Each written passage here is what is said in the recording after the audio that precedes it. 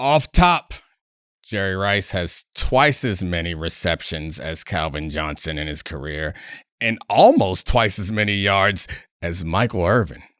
Jerry's got 22,000. Michael Irvin has 23,000. That's if there's two Michael Irvins.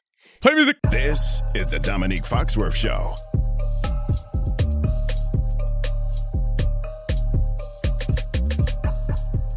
Welcome to the Domonique Foxworth Show. I'm joined as always by the great Charlie Kravitz. I got somebody else told me you were cute, by the way. Ooh. It's been a long time since I don't call you the snack anymore because no one's told me that you were cute in a long time. But I think some of our summer shows that go into new subject areas have gotten some attention from people who are not normally fans of the show. And somebody said, "Who's that cute guy over there?" And I was like, "That's Charlie." Is that why you decided to dress like me today? You couldn't even get damn. I was waiting for so long. I am the Jerry Rice of this show. I'm twice as handsome as you. The same way he is twice. That's crazy. I think it's crazy. I mean, I know that Jerry Rice blows everyone out of the water and all the stats, and he played until he was 40. You know, I practiced. Yeah, I'm sure you know this. We've talked about this before. Jerry Rice was on the Broncos. He didn't make the team, but he was on the tiny Broncos. Chain. My rookie year, he's a tiny chain. He unbuttoned his shirt down to his navel back when we were wearing baggy jerseys. So we go to the club together, and I pressed him out of bounds, and some fan got mad at me, and my mom yelled at him.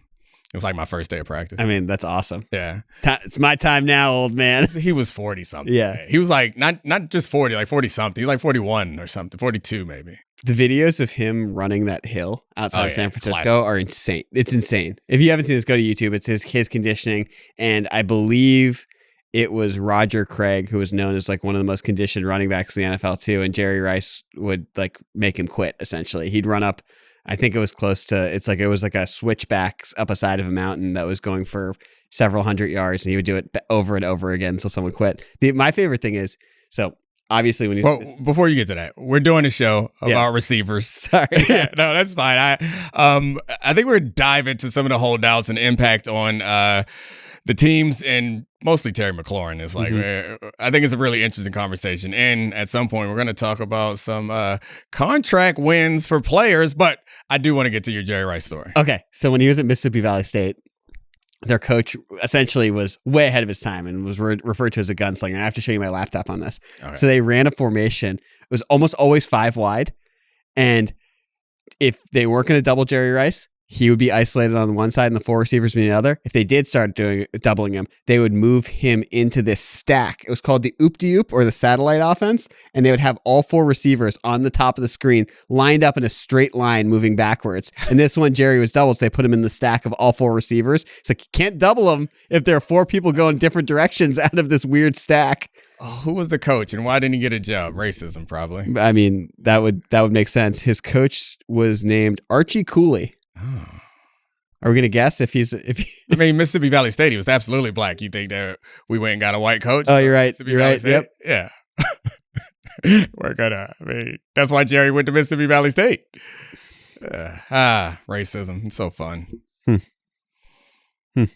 They wore a cowboy hat on the sideline. Oh, I was waiting for you to try to transition out of that. But I'm just looking at they wore a cowboy hat on the sideline. Speaking of Cowboys in their division, we got the Commanders. Oh yeah, we're so much better than the Cowboys. Cowboys.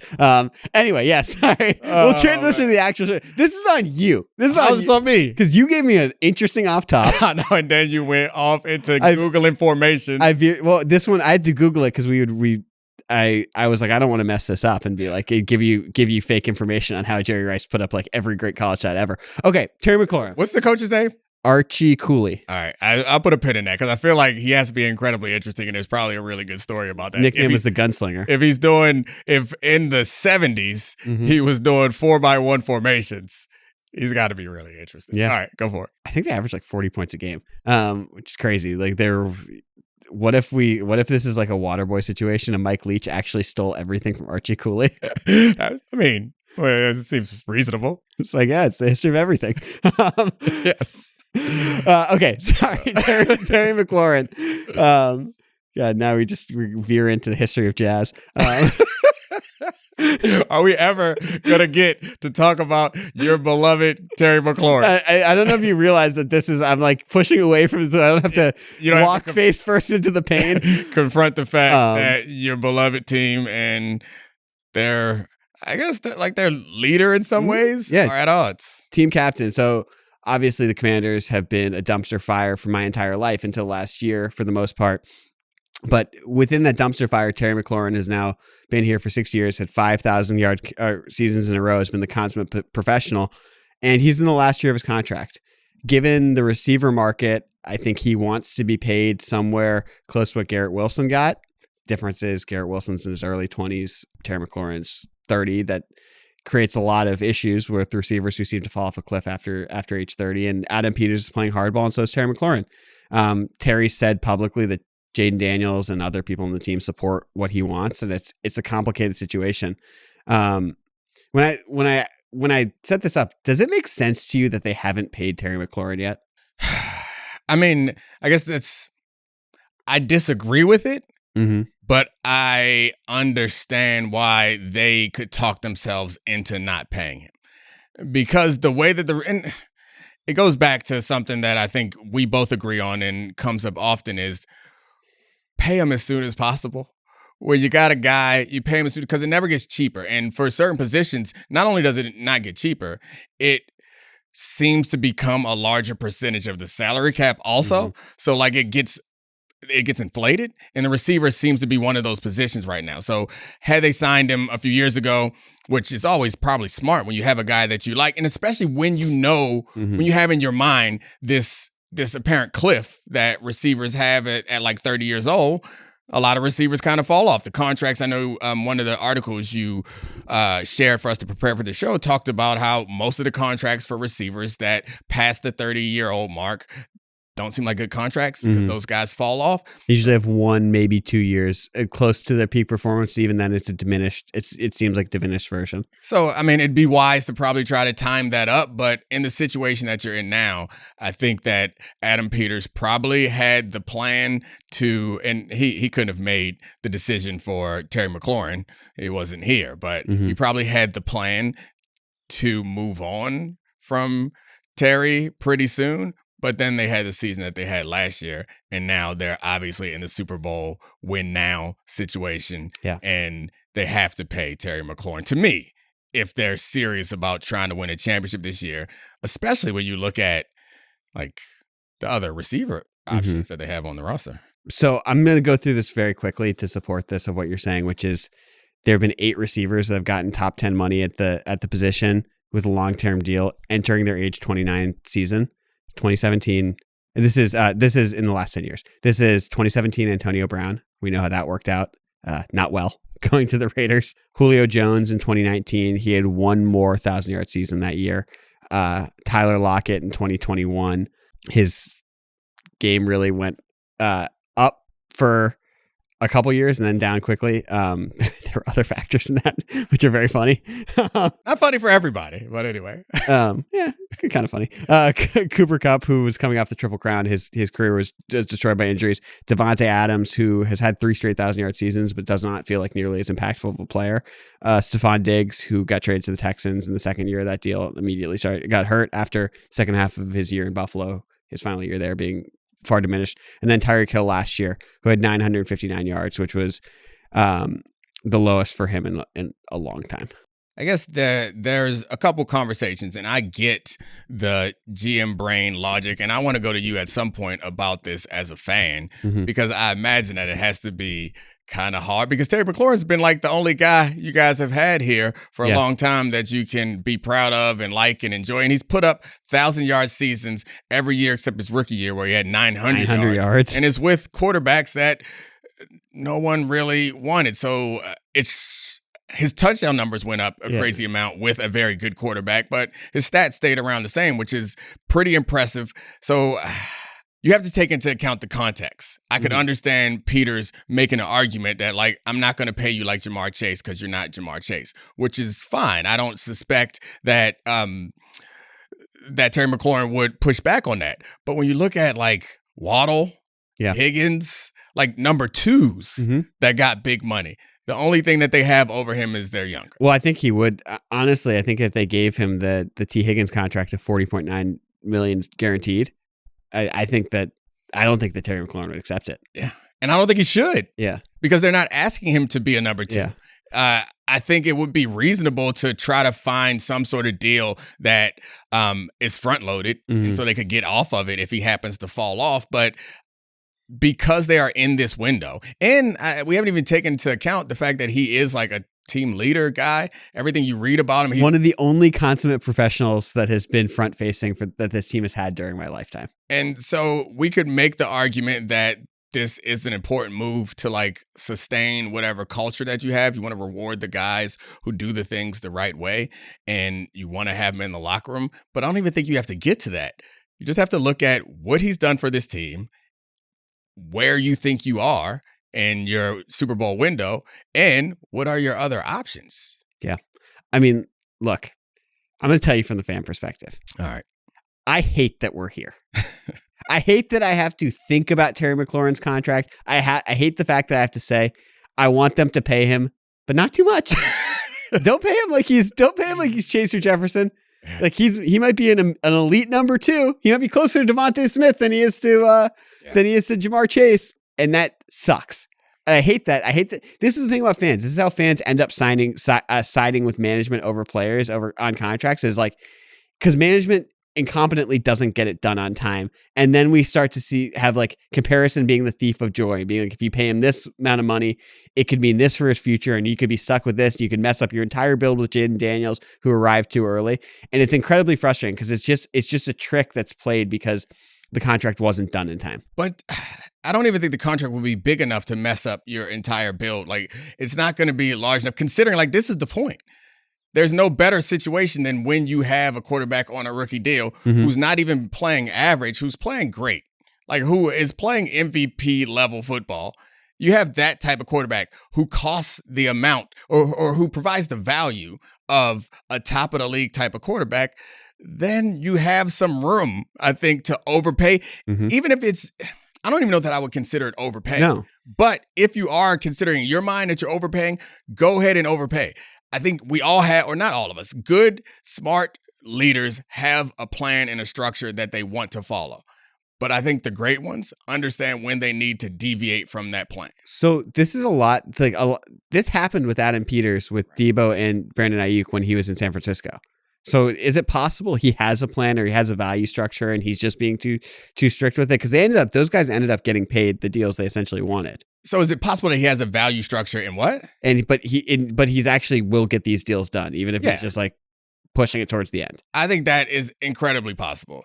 They still have time before camp starts. The off-season stuff I think matters, but it's fine. He's a reliable, trustworthy guy. I'd be surprised if they don't have him because of the things that we laid out. But I also think that it's not just about getting the best price. And I think I understand why fans would side with management on this, because in this situation, you and management are aligned. We're all terrified. The thing is, it's not even that we're aligned.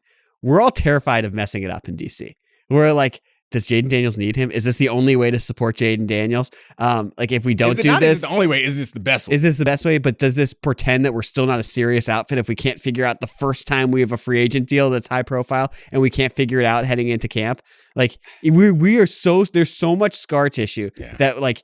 It's not even that we're siding. We're just in full panic mode that they'll make the worst possible decision. I think they've already proven that they're a serious outfit. There's enough decisions in a row, I think, to suggest that this new management and leadership is a serious NFL. Like you're not in a situation that you were before. I was saying generally, not just in Washington, but I guess it's different in Washington because it's been bad for so long. Yeah. And it ended in such an embarrassing fashion. So maybe this does like loom larger for the fans. But ultimately, I think the fans care about winning. Yeah. Which is why I think you would be excited if you got the cheaper you got Terry McLaurin, the more excited you would be, which I hate that fans live in that world. I understand why you do live in that world, because it suggests that you could afford to get even more talent. You go get Von Miller, you go get more guys because you have saved more money. But I think ultimately guys do want to see their favorite players rewarded. I agree, and I also think we want to see the favorite players rewarded. We want to see more of Terry McLaurin with Jaden Daniels, and I also think that when you say the thing about is this the best way to build around? I wanted to go back to that too. Well, so I think about something that Ben Solak said before he came to ESPN. Back-to-back Ben Solak references. This is a really we made fun of him one. in the last show. Oh, but so now you got to make up with him. No. I can simply flipping our hips. I'm simply flipping my hips and taking a different direction. Gotcha. Well done. Is that he was talking about? Do you remember the Seahawks deal when they re-signed Geno Smith and it sort of felt like they were adrift? But his point was basically sometimes, even if it's a very good quarterback and you like, I don't know if it's a bridge quarterback or franchise guy, it's really important for the development of your team. It develops your offensive line, develops your receivers. Yeah. It even develops your defense to an extent because it keeps them off the field. Yeah. I think there's a certain extent to that where I don't want to go out there with Luke McCaffrey as our X receiver. And when I'm worried about the development of Jaden Daniels, because even if he's already established himself as a top 5 quarterback in the NFL, we've seen whether it's CJ Stroud or other people can stall very quickly if the situation diminishes. And to me, professionalism, having real guys around him, even if it's like a hit to your cap or a hit to the way you're doing stuff, the larger picture is how do we get this guy to become join that tier of Lamar Jackson, Joe Burrow, Josh Allen? I would say we're also kind of shortchanging Terry McLaurin a little bit. He's awesome. Right. I think we're talking about all this other like soft skills stuff, and we're not even focusing in on the fact that Terry McLaurin is a deep threat and Jaden Daniels' best trait, even including his athleticism, is his deep ball accuracy. And this offense, I won't say the offense falls apart, but the offense that they had last year, we're not looking at a similar offense without Terry McLaurin. We'll speak on that. Like, just not just Washington, but in general. How, if you're a defensive player and you see a team that can't take the top off the defense, no respect. No respect. Like we talk about this all the time, which is why you and I get into some disagreements sometimes about like the bigger possession receivers who aren't deep threats. Like they have a value, but I like Drake London. I like Drake London too. I know, but that's... I like him. But I do believe that when we're sitting down on Wednesday morning and we're going through the game plan for the week, there's a different attitude when there's a guy over there that can score on one play. And it changes the way that you call first down plays, changes the way you call second down plays, and it changes the way you play defense on third down. And to your point, if that guy's not there, if no disrespect to Debo, he's an incredible player, but he's not even a wide receiver. Yeah, he's a special position that we don't really have a name for. They were calling him a wide back. Yeah. Like, I am designing defenses to be aware of where Debo is and to adjust to things that Debo's capable of doing, but my safety's in the box. I might put both safeties in the box to stop the run or whatever. And I think that Terry McLaurin in this situation does provide more value than his numbers because you're aware of him. And he's not a receiver that you have to come in and think, oh, we got to double team him every play. But he's a receiver that if you give him the chance, he could have a one-play drive. And that is backbreaking. And he was also just awesome in the playoffs. Yeah. Like the catch where he was essentially blindfolded against Detroit, where Jaden Daniels dropped in the bucket. He had the one long touchdown against the Eagles. And it was 75 yards a game, 3 touchdowns in 3 playoff games this year. He was just a really, really good performer when the team went on that run. And he's one of those players too, where his actual on field, like he's very good. And like, we keep like negging him to an extent, saying he's not Chase or Jefferson. Like those guys aren't first ballot Hall of Famers. Yeah. Those guys are first ballot Hall of Famers. It's fine. Like you're not Jerry Rice, but but I also think that there's a certain aspect of this, which I've thought for a while, where he does get downgraded a type of bit. Like Garrett Wilson just signed his deal. His numbers, I know Garrett Wilson's younger. His numbers are not any better. The quarterback situation is very similar. The offensive line situation for most of Terry's career was very similar. But Garrett Wilson is like a hands catcher and like all this super bendy athlete who's like using geometry to get separation rather than speed in certain things. And Terry McLaurin's like one of the only primary body catchers in the NFL, the way he catches the football. And I genuinely think his impact becomes underrated because people look at it as like, this looks different than someone who's like, I mean, I think it's happened for years with DeAndre Hopkins, where people are like, oh my God, look at this guy. And it skyrockets his evaluation compared to the guys who don't like look that way playing football. Yeah, and Terry McLaurin's a great contested catch guy, which is like an unbelievable athlete. Right, it's not something that you would think of. I want to get back to like the best thing for Jayden Daniels' development, because that's really the prism through which you should answer any question that you're being asked if you're Adam Peters right now, the GM of the Commanders. And I think back to the development of the best quarterbacks in football. And now you would look at the top guys and say Mahomes doesn't have a game-breaking receiver, and the same is true of Josh Allen. You say Lamar, Zay Flowers is working his way into that direction, but he's not one of those guys yet. You say that maybe you don't need them, but with the exception of Lamar, you throw Burrow in there. All three of those guys needed a receiver like that, like Burrow, Allen, and Mahomes had well, it wasn't until they went and got Diggs that we saw Josh Allen turn into the Josh Allen that he is now. And obviously, causation correlation there. Yeah. Well, but yeah, I mean, it helped. Yeah, of course. Yeah, I'm not suggesting that Stephon Diggs made him, but it certainly helped. And obviously, Tyreek Hill and Kelsey. Mahomes. Oh yeah, and Kelsey, like and that. Kelsey. Yeah, they had both of them. We're in like, and then it's chasing Higgins for Burrow. And, yeah. I mean, and the Lamar thing, to your point, like, they're trying. They drafted Rashad Bateman in the first round, Hollywood Brown in the first round, Zay Flowers in the first round, Mark Andrews in the second round. I think it was I don't know if it was a third or fourth round pick they hit with Isaiah Likely. They've drafted offensive linemen. They tried to second draft, or they even the same draft. Hayden Hurst was a first round pick tight end, who they picked ahead of Lamar Jackson. So like they had a ton of first round picks. Like for development, like it's clear that even for the best organizations, which I would put the Ravens at, if not number one, right there with the Chiefs or whatever, however you want to choose between them, they were prioritizing skill players for Lamar's development. Whether they hit or not that's because the NFL is such a high bust rate. But like the attempt was there, being like, we want guys who can create separation for a young quarterback. Yeah, I mean, I think this is all based on us assuming that he's not asking to be the highest paid receiver in the league. Right. If he's asking for some number in the top 10, I don't get what's taking so long. Right. You gotta pay. There's no reason not to pay him, to me, unless it's just you're so committed to your model. And if you didn't want to pay him, your offseason should have been different. Totally. Your offseason should have been different. And it's also like you're not surprised by the number. Like it's not new. You talked to his agent already. You know what he's asking for. I wonder, do you think it's about the number of the years or the guarantees? Like that's the question. I mean, I guess when I say the number, I'm talking about the guarantees. Because like the overall number, like in football, is not something that you care that much about.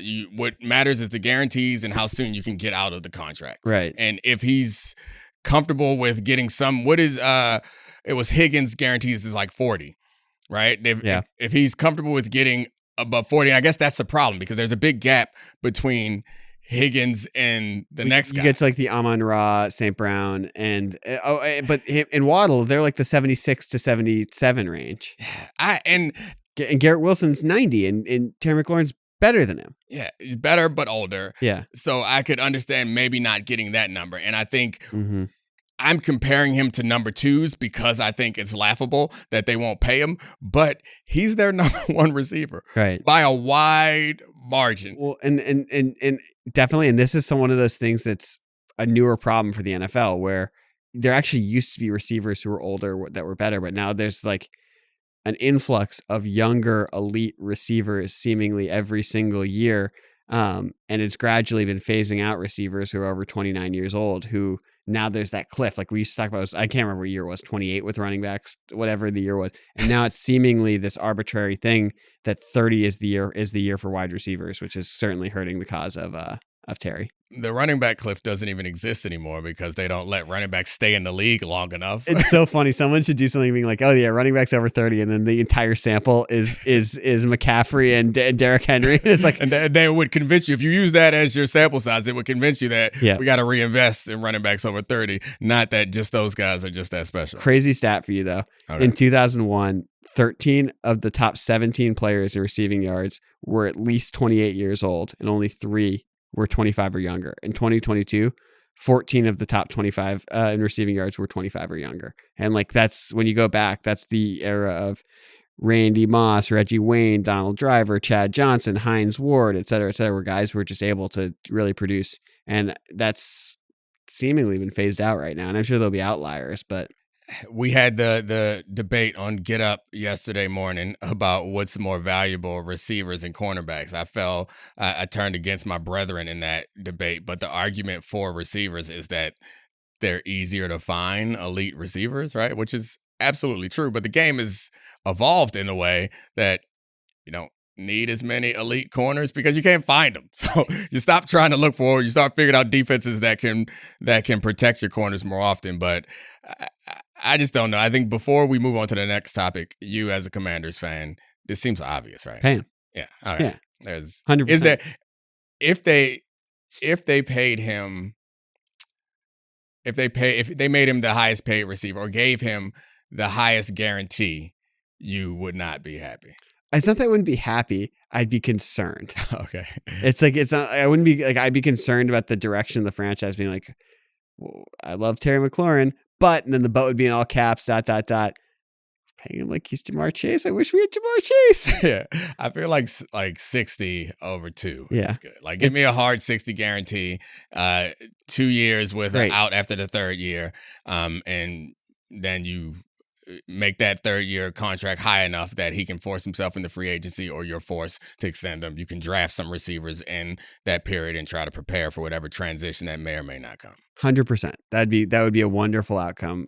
I would be totally fine with that. And then, we might be in the same position next offseason if he has a really awesome year.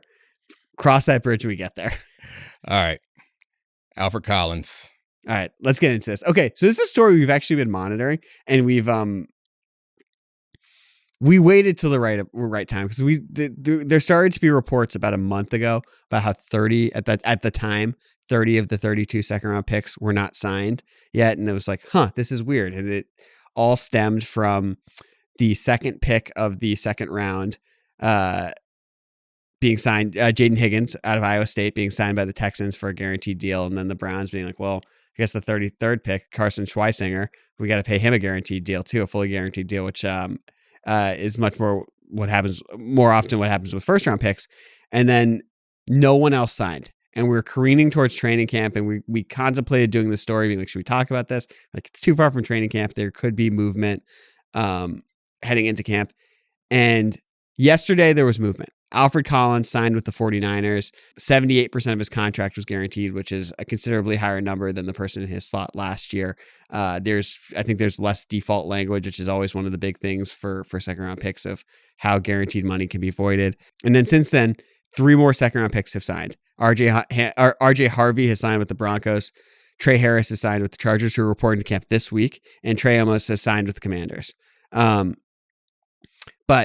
what does that mean to you for what's happening with the remaining second round picks? It seems like there is a turning of the tide. It's a shocking thing to see that the guaranteed contracts are going to be with second round picks first. Like, and maybe this is a knock-on effect of NIL money, but there's never been anything stopping rookies from holding out until they got a fully guaranteed contract because they haven't signed yet, so you can't find them.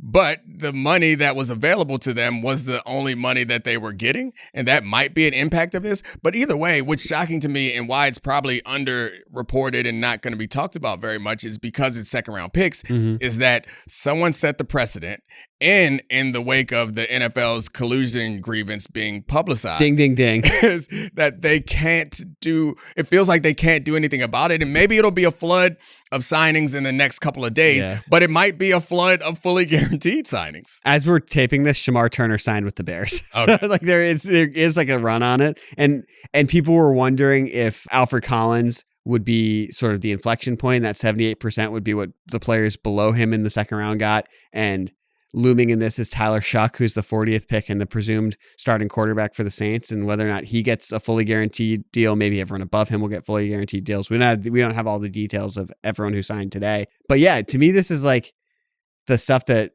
Don Van Natta and Pablo Torre have uncovered about collusion, and Mike Florio have uncovered about the collusion with the NFL, whether or not they got off or not. Like, if you're a second round pick, why not stare at the team and be like, collude my face again? I dare you. Yeah. I dare you. Like, we know you have no recourse. We know what you're doing, and you're doing it out in the public. And we actually have a group of 20 of us who are aligned on what we want and what we need. I mean, I guess it doesn't have to be coordinated, but it's easy to see when the first guy gets guaranteed that you're like, all right, this is a new thing. And like the Bengals tried to set a precedent on the other side where they tried to change the default language, which would allow them to get out of the guarantee with their first round pick, which was crazy to me. Jamar Stewart, who is now working out at Texas A&M, and there have been rumors that he's trying to see if he could even potentially play college football again after being drafted. And his stock might go up. Yeah. He might get a bunch more sacks. So that was a big knock on him. More than 1.5 sacks. I think it would probably go might up. double his sack total.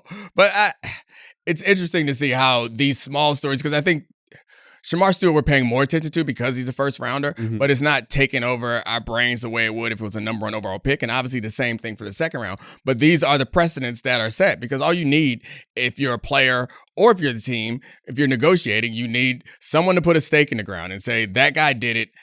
We're not doing anything other than what that guy did, which is why it's important for Shamar Stewart not to allow them to change the default language for first rounders, because then whoever is at that pick next year, they'll assume they'll try to do it. And then before you know it, all the teams in the league are going to say, no, this is how the job is done, which is fundamentally how we ended up at unguaranteed contracts, is because it was just how things were always done. There's no rule that NFL contracts can't be fully guaranteed. See, I wonder about that. Because like the Shamar Stewart thing, I do wonder if it's just like the Bengals being really bad at this, and that actually connects with the second round stuff, because again, the Cleveland Browns are just really bad at this, and they were the one who followed suit of the Texans, and it's the Texans and the Browns who started all of this guaranteed collusion are just back in it again. And okay, so the Cleveland, I think the Bengals and the Browns are different. Yeah. I wouldn't say that the Browns are really bad at this.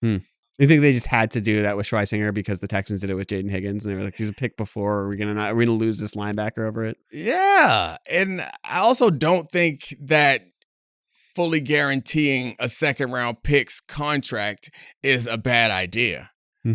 Like it's silly not to. I mean, I get it. If you don't have to, it's fine. But it's like if you're committed, it's like signing a lease. You're not going to break your lease, but it'd be nice if you could break your lease. Right. But no one ever, second round picks get all their money. Like it never really happens for a second round pick. It rarely happens for a second round pick to not get his money. So that's why I think I wouldn't say that they're just dumb. Yeah. Well, I mean, 5 years ago, second round picks didn't even have the third year of their contract guaranteed. Right. But they still end up getting all their money. Like most of the time, if you spend a second round pick on somebody, he's normally going to be there. At least you may not re-sign him, but at least until the end of your contract, you're going to let him walk so you can get a compensatory pick out of it. Like, it's just so, and I get it. Like, if they're not going to make you commit to it, then why would you commit to it? But in actuality, you actually, no one really gets out. And for the Shamar Stewart thing, like, no one ever like voids a first round pick. Like, you could be really bad. It doesn't really. Manuel Forbes? Yeah, it's rare. That's the point. That's your boys. I love your boys. Look, there's a chance if we don't figure out the Terry McLaurin thing, he's coming back and starting at the X receiver for us. No, but I mean, look, where I'd push back is that Nick Caserio, even if it was more than the Browns part of it, Nick Caserio is bad at this, and he is bad at these precedent setting things. Like, he's disrupted this order several times. I'm now going back to the notes we have on this. 3 years ago, he gave Dameon Pierce an extra $25,000, which created a logjam with fourth rounders. He also fully guaranteed the third year of Jalen Petry's contract as a fifth round pick, which messed things up. This year, he gave Derek Stingley Jr. $5 million more on average than the previous high. And he did something similar with Danielle Hunter. These are excellent players. I'm not saying they're not. And then he did it with Jaden Higgins, where he guaranteed the full contract for the second pick in the second round. Because it's uncommon, you think it's dumb. No. I'm just saying. You're saying he's bad at this. I don't think that's a symbol of him being bad at it. He's definitely bad at colluding. Okay, bad at colluding. Yeah, the whole point. That's what I'm saying. Like, you have all of the leverage. I thought you were saying like bad at negotiating contracts or managing his roster, whatever. I wouldn't say. By the way, this is all per Jonathan Jones from CBS Sports. But no, it's like you NFL owners, you did all that colluding for a reason. You can't let Nick Caserio mess it up for you and make all of these deals that break your collusion line. But yeah, I just want to be clear about a couple things. I understand now that you're not saying that he was bad at management because he guaranteed people's contracts and he paid above market value. Above market value, because like you could think that's a strategy. Like, if you're going to end up paying this money anyway, guaranteeing it makes life harder for your opponents and doesn't affect you at all. If you actually have a corner who's top of the league, then raising the bar for the price of a top of the league corner puts people in a position where they have to overpay for someone who's not nearly as good as the top of the league corner. Like, right. Chess. As long as it involves giving players more money, yeah, I like it. The problem is I don't know if there was any intentional chess with the 4th and 5th round picks. I don't care. I like it. I'm going to say it's chess. Good job. Now everyone is stuck having to give their 4th or 5th round picks extra year of guaranteed. Is he money. the top or the bottom of the collusion power rankings? It's clear. I mean, he's the bottom of power rankings. Depends. I guess depends how you look at it. He's the top as far as roster management, as far as I'm concerned. Pay the guys. So just in playing this forward, do you think that now that we've had a mini rush on these, do you think these all get figured out?